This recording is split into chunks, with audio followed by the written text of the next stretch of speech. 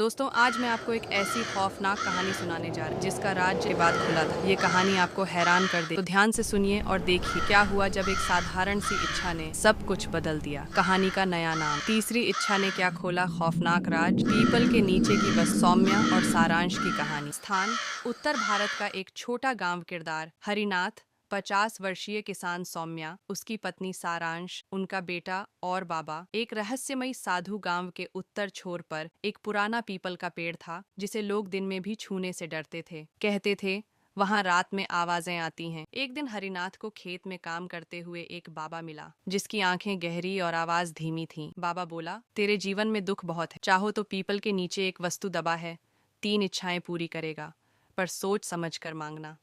हरिनाथ पहले तो हंसा, पर उस रात सारांश की नौकरी की चिंता में वो चल पड़ा उस पीपल की ओर। वहां खुदाई करने पर उसे एक लोहे की डिब्बी मिली। उसमें एक मिट्टी का टुकड़ा था जिस पर 3 लकीरें बनी थीं। घर आकर उसने पहली बार बोला, काश सारांश की सरकारी नौकरी लग जाए। 3 दिन बाद चिट्ठी आई। सारांश का नाम चयनित हो गया था। घर में खुशी की लहर दौड़ गई। सौम्या ने कहा, अब दूसरी इच्छा मांग ले, थोड़ा धन। हरिनाथ ने कहा, काश हमारे पास 1 लाख रुपये आ जाएं। अगले दिन सारांश शहर गया नौकरी ज्वाइन करने। उसी शाम पुलिस आई। एक्सीडेंट में सारांश की मौत हो गई थी और इंश्योरेंस के तौर पर 1 लाख रुपये का चेक आया। सौम्या चीत्कार कर उठी। हरिनाथ का शरीर कांपने लगा। सौम्या बोली, तीसरी इच्छा मांगो, सारांश वापस आ जाए। हरिनाथ ने डिब्बी थामी और कांपती आवाज में कहा, सारांश वापस आ जाए।